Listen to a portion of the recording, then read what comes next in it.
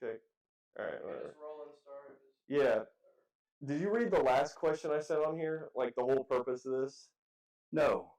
It was like, do you have any advice for our descendants in 100 and 500 years from now? Because like that's what kind of prompted this was like that idea, and also like I remember the story of you telling me about your grandfather and when he first saw the radio and the little person that was in the radio. Or do you remember telling me that? I don't remember that story.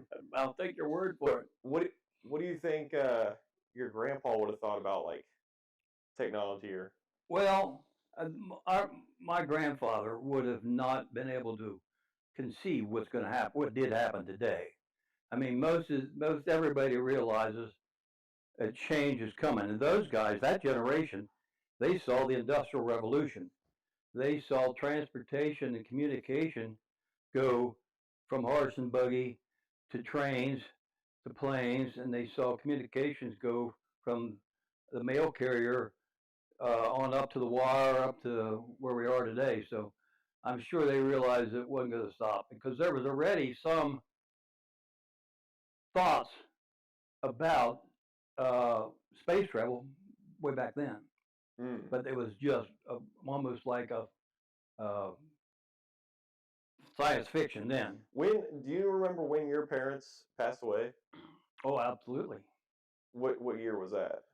My father died in 1975. My mother in 1976.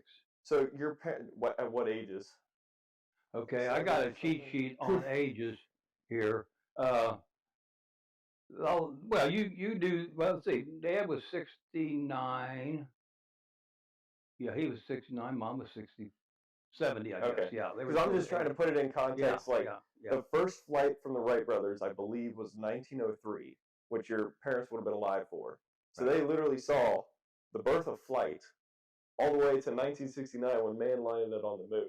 Yeah. So that was probably the generation where it's like, wow, anything's possible. Yeah. Yeah. Well, born on the moon. I was born. Just 60. I was born in 1941, and in 1941 was the year that electricity came to my area here in Dover, Indiana. Oh. There was electricity in Cincinnati, Indianapolis, and they had electricity for a long time. But getting to the rural areas was just like getting fiber to rural areas in today's world. It was just getting electricity to our area in 1941. But the cities had probably had it for a while. The cities had had it for quite a while, yeah. Well, the industrial people demanded it, and then it came residential and on, you know. Yeah. Yeah, so were your parents born on this property, or what's the history of this property? No. Okay. My mother was born just a little bit north of here in Dover. You guys can put all this in perspective as where we are sitting here and where this all happened, I guess, in your video. But my mother was born in an area that was all Irish Catholics that had immigrated, all pretty much hands-on people, farmers, carpenters, butchers, and those kind of things. My father was born about a mile down the road here in a big old stone house that I still have pictures of it. It's still standing. I have no idea who's living in it anymore. But in that day and age, people were in such a small world. You met your friends and your spouse either at school or at church or a political rally. I mean, there wasn't much else going on as far as the outside world. So most everybody married somebody from their community. Yeah. So my mom and dad had gone to church, Catholic church there in St. John's Dover. And so I'm quite sure that's where they met. I never heard that. This might be a dumb question, but did you guys have landlines and stuff like for phones? Do we or did we? Did you? Like that's all we had. We had what was called a party line phone. A party line phone, they hadn't gotten the technology down to where there would be 6 people on one line, and there was a code. If it rang one time, it would be the on one family. If it rang 2 times, it would be the Luz family. It would be on and on and on. And you would listen for the rings, and you know whether it was yours or your neighbor's.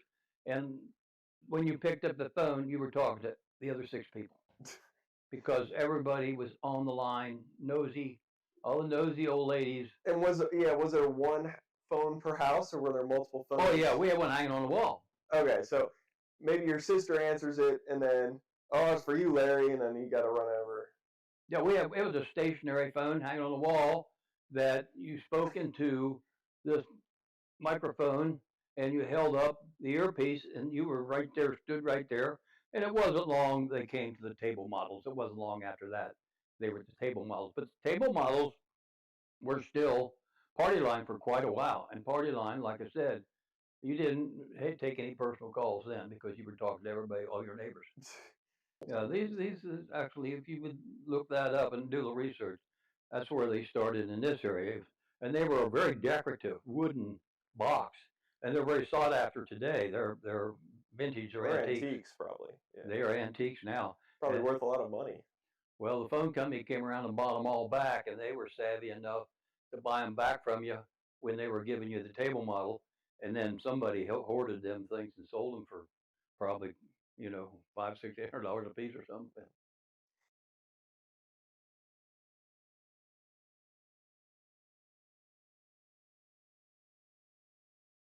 I think you told me at one point that there were grape fields around here, or what? What were the crops that were? Well, the people that immigrated here came from areas that grapes were a big crop for them. France. My father's side came in from France, Alsace-Lorraine.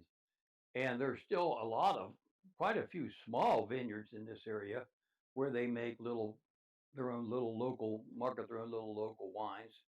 And my dad had a nice big, just about every farmer was self-sustaining, and they had a big garden, and part of that big garden was to have a grape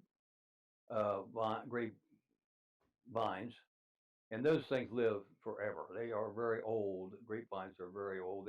You trim them back and take care of them. They come back, flourish every year, and they made it for two purposes. The ladies liked to make jelly. I mean, they would make all that. They would crush all the grapes, and we'd have fresh jelly all the time in the house. And then the men all wanted to make wine. Yeah, wine.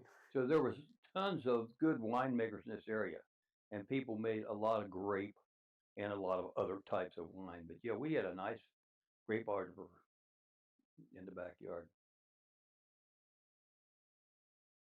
What did your dad do, like, for a living? His income was 99% from the farm. We had what were called all-purpose farms. When I was born, we had milk cows, we had sheep, we had chickens, and we had horses. All of those animals, I think I said hogs too, but anyway, all those animals were to produce income when we sent them to market, but they also produced everything went on our table. Everything went on our table was produced on that farm from the garden and from the animals that we had. So, but yeah. Do you remember if like the food tasted better, like back then, or would you say that there was no preservatives? We drank milk that came directly from the cow. My dad sold milk. We had a guy that would come around with a truck, and the milk would go to Cincinnati for the commercial market, and he'd milk the cow by hand, dump it into a great big milk can, put the can in the cooler, and then the guy would come every day and would go to the market, and we would dip some out, bring it up, put ice box, it was on the table. When's the last time you milked a cow by hand? Last time I milked a cow by hand, I was born in 41, so probably by the time I was 10 years old, I'm probably 51, I was milking cows. And then I milked with my father. He quit milking cows because they became too labor intensive. There was a time in my life when I had to make the decision when I was coming out of high school. Did I want to stay with him on the farm, or did I want to go to a city job? I guess you call it a city job. Go to a job a day. And he let me make my own decision. There's days when I would have maybe liked to have stayed on the farm, but I ended up going to work in a glass factory as soon as I graduated from high school, as soon as I was 18. Okay. But I helped him farm before that, and I also worked for one of the local farmers who was a pretty big farmer. He farmed he was all a crop farmer, corn and wheat and we would travel around with his tractors to different farms and plant and harvest. So yeah, I know you went to school in Dover for grade school with your sisters, and then did your sisters also go to the same high school? Was this all the same building, or? We all started at St. John's Dover, 8 years.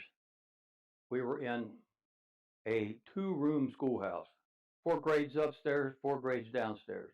There was 6 or 8 kids in my class, and there Wait, were 8 several kids? in my class. Jeez. Those Catholic schools, there were like 3 or 4 Catholic schools that fed into the public school system for high school. There was no Catholic high school. Mm. So when we graduated from our respective little community Catholic schools, we then went to Guilford. And Guilford had the high school 9 through 12. Okay. And so I graduated in 59 there. And my sisters were all ahead of me a little bit, and they all went through the same schooling process.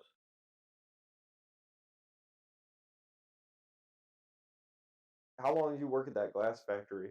Or was that straight after, day after graduation? You're like, all right, I'm going to work at the glass factory. No, I wasn't 18 yet. The day I graduated, I wasn't 18 yet. I had to be 18 years old to start. Mm. And I went down and talked to one of the personnel people, HR today, and they said, you're hired, but you got to be 18. The day you're 18, come on back, which is exactly what I did. I graduated in 59, and my birthday was in October, so I turned 18. I went to work at the glass factory, and the glass factory I did from 1960 to 63. 63 is when I was drafted into the Army. President Johnson reports to the nation on the reasons behind the United States decision to resume the bombing of targets in North Vietnam. For 37 days, there was a truce on such air raids, while U.S. diplomats traveled round the globe in efforts to woo the communist North Vietnam government to the peace table. All those efforts met with cold rebuff. So once more, So how did you know that you got drafted? You knew you were going to, when you were a male at that time, when you became of age, you were part of what was called the Selective Service Board. That's still the case today. That was that was the military. And we knew we would get our letter that said we are eligible. As soon as we were 18 years old, we were eligible for the military draft. Well, they didn't draft me for a few years because there was people obviously older than me that they filled their needs. And then when they were really, really building up, needing lots of people, lots of bodies during the Vietnam War, then I got a letter in the mail. I mean, in those days, that was the communications. I got a letter in the mail that said, you are to report to the courthouse in Dearborn County, such and such a date, for your physical examination to be drafted into the United States Army. What was that? Were you terrified at first, or were you excited? No, I think I was naive.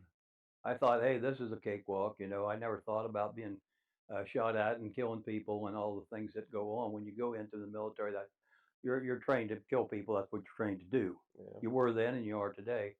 But I was a little naive, I guess, at the time. But anyway, we went over to Fort Thomas, Kentucky, which was a hub for physical examinations. And one of the guys got the same notice the same time I did. I went all the way through school with. Our birthday was October 18th. We were both on the bus. We both went got our physical. When the physical was over, they handed him a paper, told him go on home. He didn't pass. They handed me a paper that said, come back next week. You're on the bus to Fort Knox, Kentucky. Oh, Lord. That's kind of the way it went. Was he a little bit overweight, or what was the issue? Like vision, maybe, or? I never asked him. I've seen him since. I've never questioned him. Whether I mean, he could have had some sort of a health issue that was underlying that they didn't want him. But we were being inducted into a general pool of people. And so it didn't matter what your physical abilities were. They would be found out and you'd be weeded out. They needed people to do clerical work who were smart enough and maybe not physical enough to be in a combat situation. and they needed a lot of people in the combat situation during the Vietnam time. So I went into the first of all, I was I took my basic training down in Fort Knox, Kentucky, and then I was rumor milled that I was going to stay within a clerical position, and I didn't want to do a clerical position particularly, but then they ended up needing more infantry bodies than anything else. So then I was sent up east, in First Infantry Division, They send you to basic training and Fort Knox, Kentucky. Basic okay. training goes on in several big bases all over the United States. Yeah. Then after that, you go into the pool and you are selected for a job. You could be fueling planes. You could be going into school to fly planes. You could go into school to drive tanks and all the different jobs. It's just they get you. You take all kinds of mental and physical tests, and they clarify where they think you're best fitted. Now, one friend of mine had driven a truck his whole life before he ever went into the military. He became a truck driver. One guy I know was a chef. He went to the military. He was a chef in the military. So yeah, I mean, you need an entire system to make military function. You know, you need all the another. jobs, It's another everybody. city. It's another city. It's another world. So every skill was needed. Yeah. Mostly, everybody was there was supporting the guy on the front line, though. And they looked at you, private Larry and one, or what do you get promoted to when you get drafted? You start off as a private E1. Everybody's E1 day one. If you pass basic training, you're E2. Okay. Then you become whatever rank you earn. From there on, you have to earn your ranks. I think that's still the case today. Oh, I know it is. Yeah, and I came out as a specialist fourth class E4, and I was an acting, not particularly an acting sergeant, but I was a squad leader, because of my I guess leadership skills and my willing to work, because I enjoyed it. I enjoyed the military. I enjoyed the infantry. I liked sleeping out in the snow, and I liked doing 3-hour marches up hills and all that back in that day. Yeah, I don't think the guys nowadays like doing those marches. It wasn't something I liked particularly, but something was a challenge I did. So. Yeah. They looked at you and they decided, you know what, this guy would fit as bus driver or tank driver. Was that a general course that you took to drive all vehicles, or was it No, when I specialized got into towards the the I got military into the vehicle? infantry area, I was assigned to a Jeep, which was called a gun Jeep, a 106. It's a very obsolete weapon today. I'm pretty sure they don't even use it anymore. But at that point in time, we had just come out of a war with tanks. We'd come out of the war with Germany and those places where tanks were the big weapon.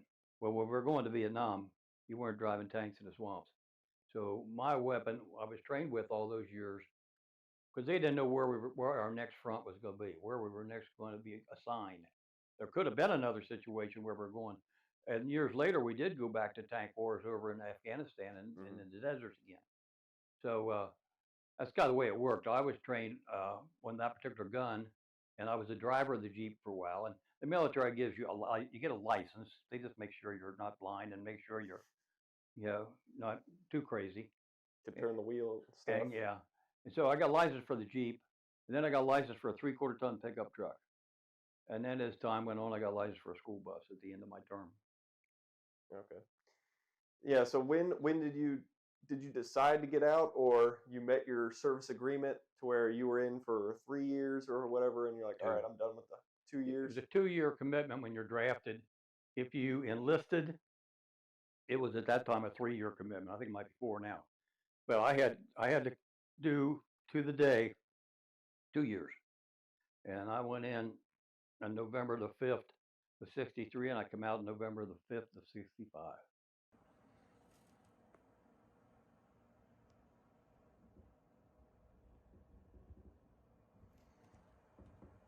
My dad was born in 1970, so in that 5-year window, met you met Pat. You guys, did you already own that house on McKelvey, or when did you guys buy that property? Oh, well, it was a long process getting there. It was a long process Or yeah, because you owned that building in Green Hills first, right? oh yeah, but we were long before that. She was working in Cincinnati Fifth Third Bank, and I was by that time when I came back out of the military, I decided not to go back to the glass factory where I had spent 3 years before I was drafted. I had a job and I liked the job, but I thought I could better myself. And I went to Monsanto Chemical, and I'm not a person that wants to work in a factory. I found that out after 6 years. It was a good paying job. After 6 years, I quit that.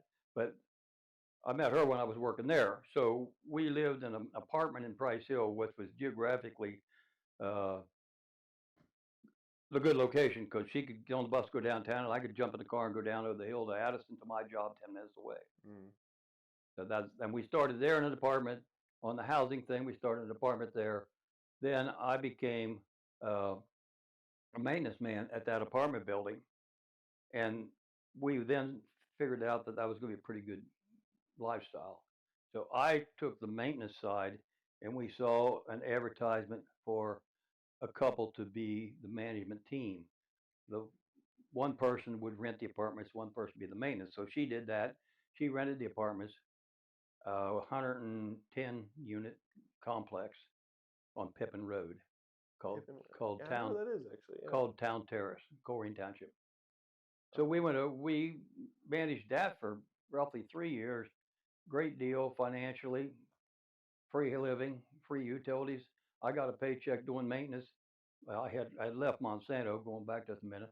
I had left Monsanto because I was tired of the factory drill, and the guy that was my predecessor was moving to Florida, so I took that job plus two more complexes that I was supervisor for, and then we ended up moving to Ranch Hill Drive in Mount Healthy. We were ready when Damon was born. There at Town Terrace, we were ready to get out of the apartments, get into a house. So we were on Ranch Hill Drive, right across from Arlington Memorial Cemetery there. And when the babies were born, did you know the gender beforehand, or was No. it as it pops out, you're like, yes, a boy? I don't Or I don't know. I suppose there was could they tell with the imaging back then, or? I suppose there was the imaging and the technology. I don't know that there was. But some people chose not to, and today some people choose not to know what gender it's going to be, and we didn't ask, and so yeah, we ended up with three boys, of course. Damien, Dominic, and Vincent in Damien, order. Dominic, And then Vincent, little Eddie Worcester. little Eddie Worcester on the right. Over at the farmhouse. Yeah, and that kind of led naturally into your next career at Wyoming and stuff, right? Because you had all that experience working on houses, doing maintenance. I did all the maintenance Getting on the pretty apartments, qualified. and then, like I said, we were at Ranch Hill, and I saw a good opportunity. We both liked what we were doing with rental, and we saw a good opportunity to better ourselves with real estate.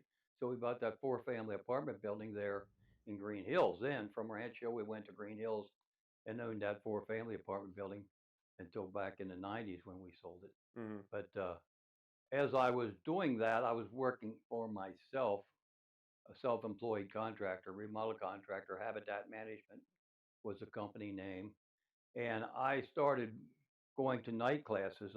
At Scarlet Oaks, I took small engine repair, carpentry, electric.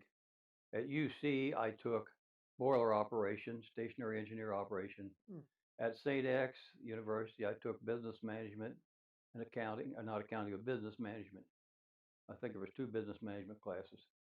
So I got like 3 credit hours for those little Oh, I things. didn't. Yeah, I didn't know you took those classes. Yeah, That's pretty cool. I had 3 credit hours for all those different little management and hands-on skill classes. So when I decided I was going to get out of business for myself, I knew I wasn't going to be able to climb on the roof for the rest of my life and do the physical labor. When I decided I was going to change careers to get into something more lucrative and a little more stable, then that all played into my resume. I put out a resume of all those years of experience in the construction and management industry, plus those night classes. It showed that I was someone that was versatile enough. Yeah, the Having classes and military experience, leadership experience in the military all showed on my resume. I had a very strong resume. Yeah. Whether I could live up to it or not, I had a very strong resume. Then I found out about a job in Butler County at Edgewood School District, and I went there and applied. I got that job. Let's see, that would have been in 1986. I went to Edgewood, and I was only there for a year and a half, maybe 2. I think I had a year. I had a year and a half there, because not that I didn't like it or not they didn't like me. The job came up in Wyoming School District, which was 10 minutes from my house. and a much, much better school district and a much more lucrative situation. So I Okay. moved to Wyoming and spent my next 18 and a half that gave me 20 years into my retirement with the school system there. That's where you made your money. I did make a lot better living. Got a lot of good security there. It was a good secure job.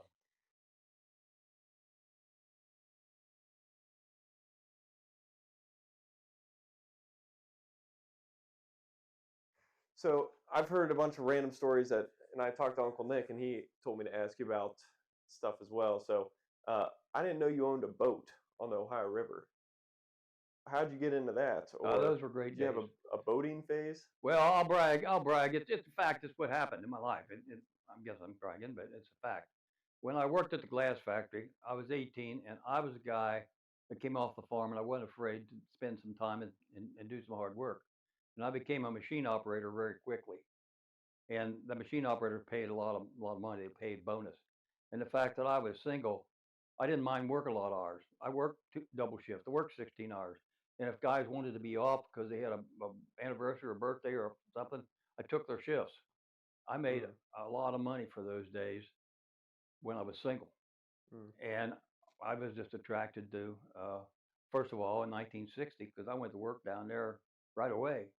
Like I said, as soon as I graduated out of high school in '59, and by the end of 1960, I had a brand new Dodge car, and by the end of that next summer of '61, I had a brand new boat, and I had just stayed in those factories and made good money, and I owned them. I didn't have them financed. I'll tell you the truth. I owned them. I That's was pretty cool. well in those days, but my overhead was nothing. I lived at home. Mm. I get my food and my lodging at home, and so I was pretty fortunate there. And I liked living at home. They seemed to like me okay, so I Did you stayed. get your when did you get that boat? Do you remember? Was that like before military or after? You know, that's the only reason I sold the boat. I sold the boat when I was drafted. I had a three. Oh, okay. I was on the river 3 years, 60, 61, 62.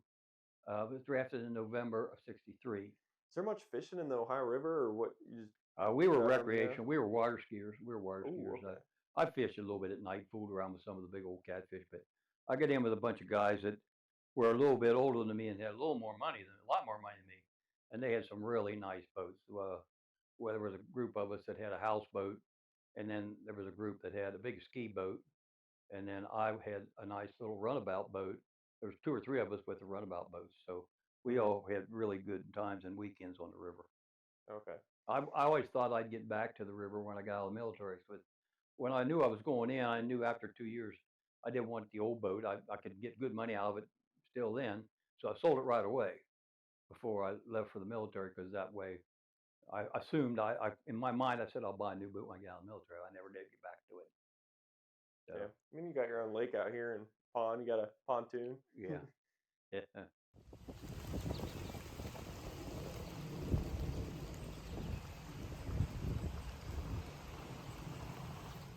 So that was going to be my next question.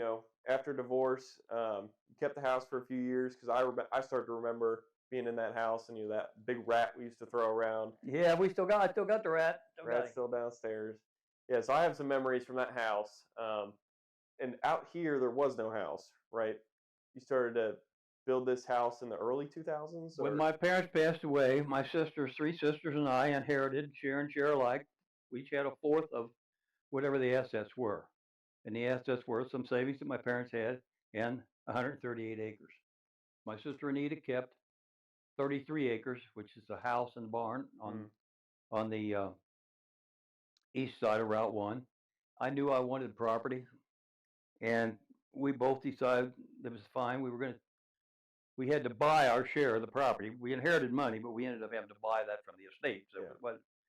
it was given to us by our parents, but we bought it from the estate. But anyway, we started talking about getting 40 acres, and then we got down to getting 20 because we thought we'd take some more, get a little more of the financing up front for our family. So the 20 acres became a recreational area for me. there was a camper out here, right? for a The while? camper came out here in 1978. Oh, so the camper's been out here. I bought the old camper used from the dealer up in west side of town and rehabbed it and fixed it up. It needed new floors and things and brought it out here. It's completely functional. It had a refrigerator that worked, had a furnace that worked, I had a plumbing set up, water we hauled, we had fresh water, and it was really a good campground for years. It was a family campground for the three boys, and my wife and I, and then over the years, the boys got older, and we ended up it being a campground a lot for just the guys too. I think I have some early memories of like camping out here. Well, I would think you Um, would, yeah. Yeah. Did you start to build the pond before the house, No, or no, that was all part of the development. okay? The only way I was So going to be able to build a house here was to be able to get across the deep ravine, the creek. So it just became logical to me to put up a dam for the pond, which we would then use as our access to drive up here.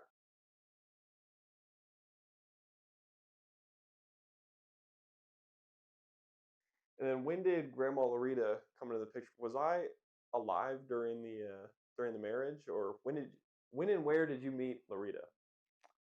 Well, let's see how that all ensue there. After I got divorced, Good thing she's not in here. She slapped me between upside the head. after I got divorced, there I was living at McKelvey by myself. That was part of our settlement.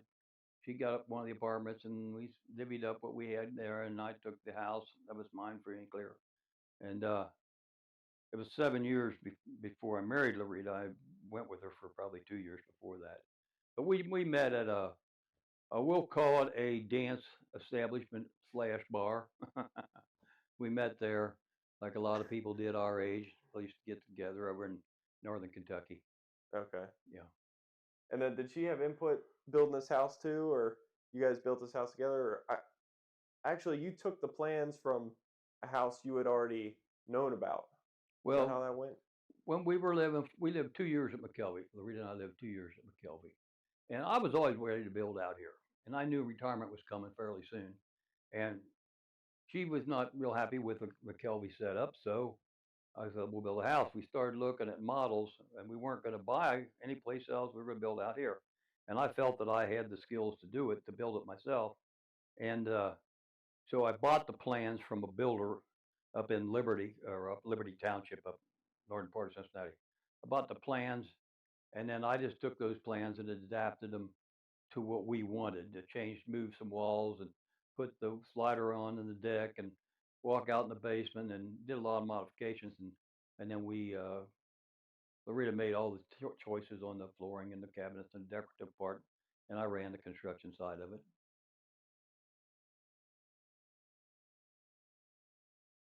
How many years did that process take? 'Cause nowadays it takes, I think, years to build a house, right? Not really.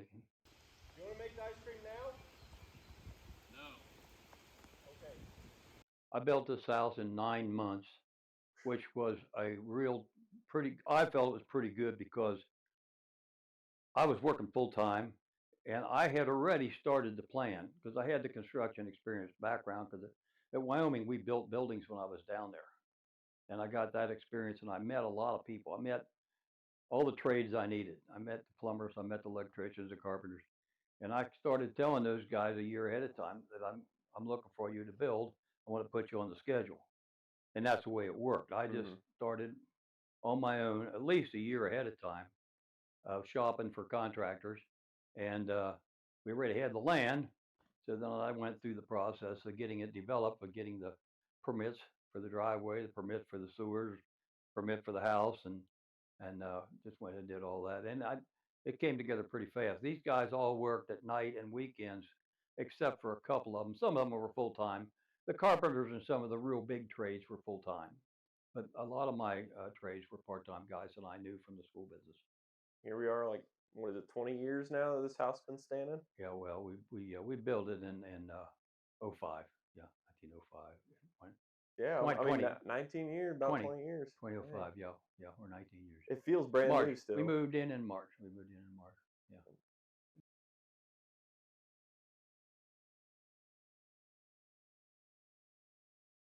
So, last few questions were, the big events throughout your life that people see in the history books. Like, I mean, the first one I think of is the moon landing, right? Did you watch the moon landing on TV? Oh gosh, yeah. Of course, our TVs weren't as sophisticated as what we have today. Hey, Addie, go out and close that garage door. push the button to close the garage door. It's coming down. What time is it, Colby? 1:50. Okay, cool. Yeah. Were the boys watching the moon landing too? You have the whole family around the TV? You know, I can't picture that particular date. No, I don't know. I'm sure they were, but I can't tell you that I remember that. Well, actually, no. That's a good thing you don't remember it because it was 1969, I think, right? So that would have been before my dad was born, I think. Yeah. So. Yeah. Then the JFK assassination. Well, the Kennedy assassination, obviously, I remember that one. Yeah, that was nothing but wall-to-wall, nonstop TV coverage, because TV coverage was getting pretty sophisticated then, and it was really a dramatic thing to see that. Did you think we were going to war with somebody, or? Well, the rumor what mill. did you think the cause was? The rumor mill had us that it was, you know, we were going to go to war, and the rumor mill was it was the Russians and the aliens and, you know, whatever, whatever. There was all kinds of rumor mills about the Kennedy assassination, and there still is today plenty on the rumor mill about it.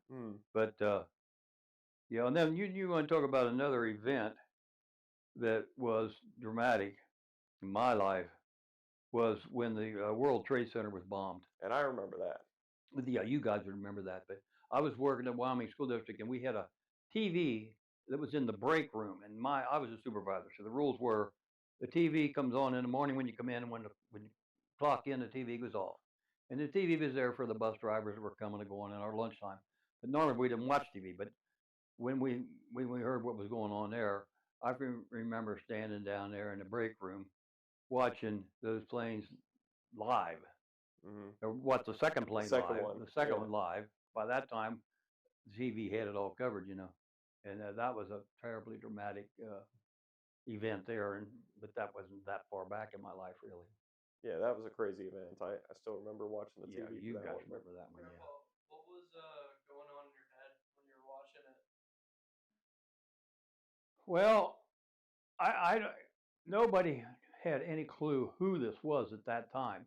So whatever was going on was going to be speculation, you know. And I don't know that I had any real theory, but it came out pretty quick how the thing had gone down because of the trail they had left with all the airlines and all, you know. Yeah. But I don't think that I actually had a theory right off the top of my head. Did no. you ever see the World Trade Center in person? Did you ever go to New York? No. Okay. No, I was in New York later on. Just not when Loretta and I were married. We were in New York one time for a day with friends. Never spent any long-term time there. No.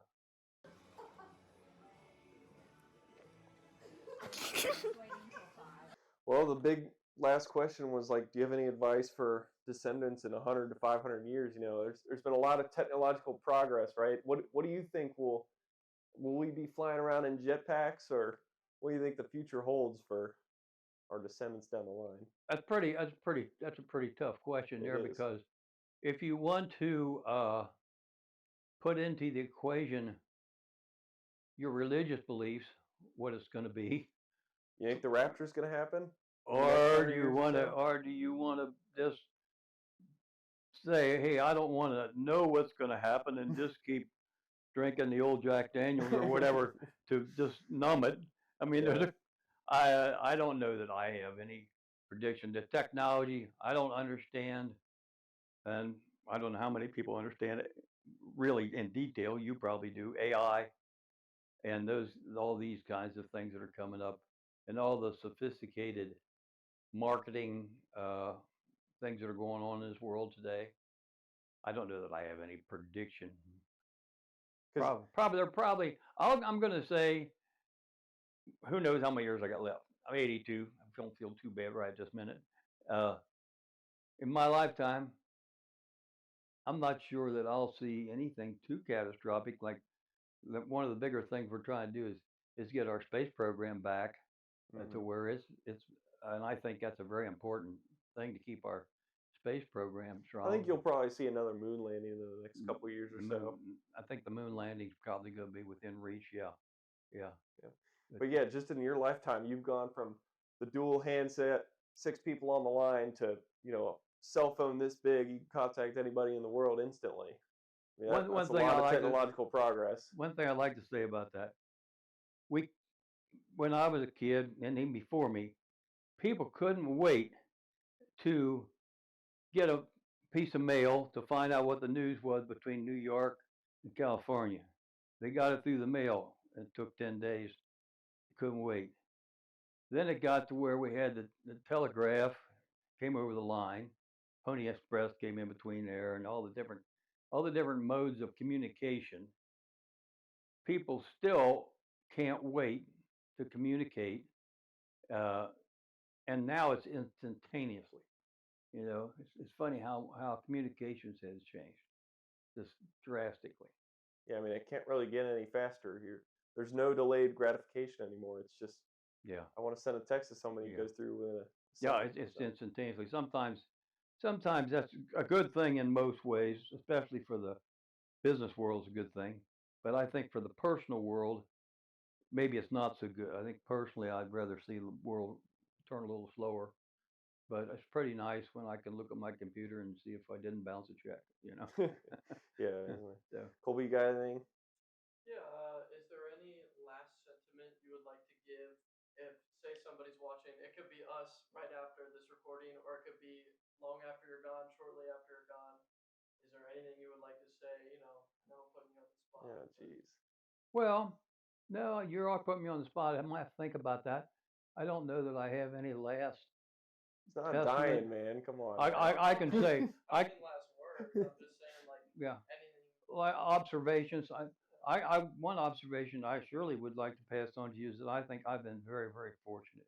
I grew up with a very loving family and a very basic uh, family belief, religious belief, and I think that I was super fortunate to have all the opportunities that I had all the way along the line with my parents, and then as I went on with my family, this extended family that we have is wonderful as far as support goes and good examples and on and on. I would like you guys to look maybe at my family as good role models for what they have done, what they have accomplished.